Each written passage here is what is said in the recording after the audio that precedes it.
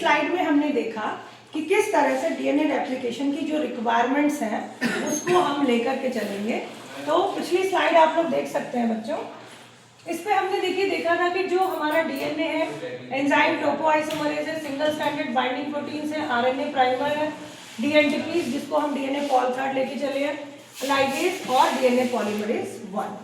कोई एक बच्चा आ जाए, कोई भी बच्चा जो बोल सकता है इन एंजाइम को। सूरज आ जाओ, आइए। ये जितने एंजाइम्स मैंने लिखवाए हैं बस आप इसको स्पेल आउट कर दीजिए, बच्चों को बोल दीजिए। आइए,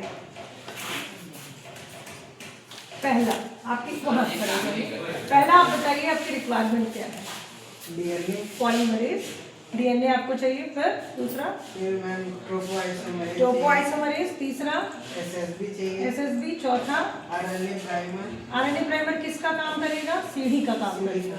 next DNA polymerase third, ligase ligase और डीएनए पॉल 1। आप बार बार इसको पढ़ेंगे तो आपको ये याद हो जाएगा। ठीक है, बैठिए।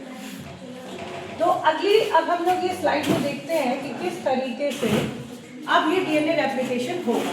ठीक है, आपने ऐसे डीएनए स्ट्रैंड लिया था, ठीक है, और ये डीएनए स्ट्रैंड जो है 2 भागों में ऐसे खुलेगा।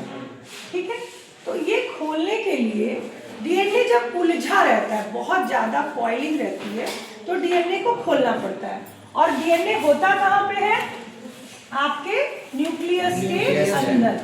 ठीक है, इसमें हमने न्यूक्लियोसोम मॉडल पढ़ा था, उसमें हमने देखा था कि ये जो क्रोमोसोम्स होते हैं वो इस तरीके से डीएनए के फॉर्म में लास्ट में निकलते हैं और फिर वो डीएनए को हम खोलते हैं इस तरीके से। ठीक है, खोलने के लिए जो एंजाइम रिस्पॉन्सिबल होता है वो हमने सबसे पहले लिखा है, क्या है? टोपोआइसोमरेज। क्या है एंजाइम बेटा? टोपोआइसोमरेज। अब जैसे भी किसी धागे को या किसी रस्सी को आप ऐसे खींचिए तो क्या होता है? उसमें एक टेंशन क्रिएट होता है, होता है ना टेंशन क्रिएट? तो उस टेंशन को कौन रिलीव करेगा? एक और एंजाइम आएगा जिसका नाम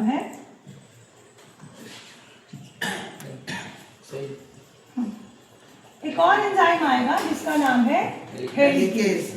तो ये जो हेलिकेज एंजाइम है वो इस डीएनए को खुलने पर टेंशन रिलीव करेगा। क्या रिलीव करेगा? टेंशन रिलीव करेगा। नेक्स्ट हम देखते हैं कि ये काम कैसे करेगा। देखिए, अगर हम इस तरीके से एक फॉर्क बनाते हैं और मान लीजिए 3 प्राइम टू 5 प्राइम और 5 प्राइम टू 3 प्राइम, तो डीएनए की जो डायरेक्शन है, डीएनए हमेशा रेप्लिकेशन किस डायरेक्शन में शुरू करता है? 5 से 3 की तरफ। तो हमने आपको बताया कि जब अगर डीएनए रेप्लिकेशन शुरू करना है तो आपको एक सीढ़ी चाहिए। क्या चाहिए? सीढ़ी। और उस सीढ़ी को हमने आपको बताया था कि उसका नाम है, क्या है? RNA primer. इसको कौन सा कॉम्प्लेक्स हम बोलते हैं? प्राइमोसोम कॉम्प्लेक्स।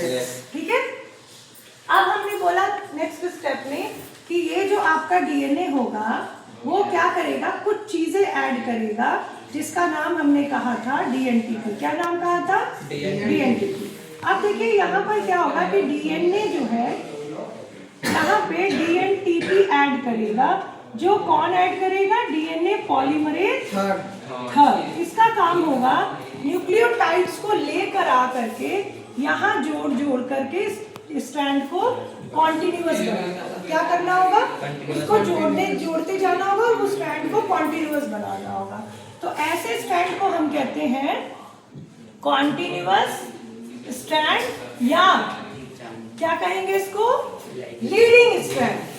क्या कहेंगे? Leading strand. ये बोर्ड का बहुत इंपॉर्टेंट क्वेश्चन है। या तो हम कॉन्टिन्यूअस स्ट्रैंड कहेंगे या हम उसे लीडिंग स्ट्रैंड कहेंगे। अब इसकी जो डायरेक्शन हो गई वो क्या हो गई? 5 प्राइम टू 3 प्राइम। ठीक है, अब हमारा जो दूसरा स्ट्रैंड है वहां पर भी इसी तरीके से प्राइमर लगे होंगे और डीएनए सिंथेसिस होगी। तो ये जो दूसरे स्ट्रैंड्स पे आपको डीएनए दिख रहा है इसको हम कहते हैं लैगिंग स्ट्रैंड। क्या कहेंगे? Lagging strand. और ये जो होता है इसको एक साइंटिस्ट थे जिसका नाम था ओकाजाकी। क्या नाम था? ओकाजाकी। ठीक है, इनको ओकाजाकी फ्रैगमेंट्स भी कहते हैं। Okazaki fragments. ये लगभग 200 इस पेयर के आसपास होते हैं और ये आपके नीट का भी क्वेश्चन है। तो जो पहला स्ट्रैंड है वो कैसा हुआ, कॉन्टिन्यूअस स्ट्रैंड हुआ, लेकिन दूसरा स्ट्रैंड क्या है, टुकड़ों टुकड़ों में बटा हुआ है, तो इसको हम क्या कहेंगे, लैगिंग स्ट्रैंड। कौन सा स्ट्रैंड, लैगिंग स्ट्रैंड। अब इनको जोड़ने के लिए, चूंकि ये जगह जगह टूटे हुए हैं, इनको जोड़ने के लिए हम एक एंजाइम यूज करेंगे जिसका नाम है लाइगेज एंजाइम। कौन सा एंजाइम है, लाइगेज। तो लाइगेज एक ऐसा एंजाइम होता है जो डीएनए के डिसकंटीन्यूअस स्ट्रैंड को जोड़ता है, तो इसको हम डिसकंटीन्यूअस स्ट्रैंड भी कह सकते हैं, और या लैगिंग स्ट्रैंड, मतलब जगह जगह वहां पे टुकड़े बटे हुए हैं। तो अगर मान लीजिए इस पूरे में कोई गलती हुई हो, तो गलती हुई होगी तो क्या होगा, इसका जिम्मेदार डीएनए प्राइमर फर्स्ट होगा।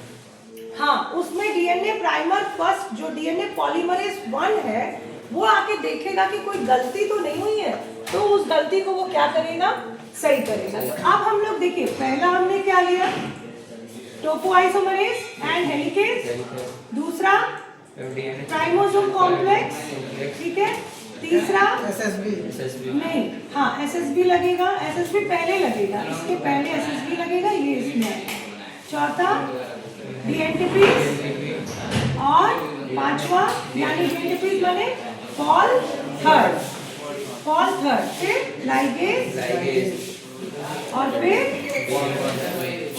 फॉल 1, ठीक है।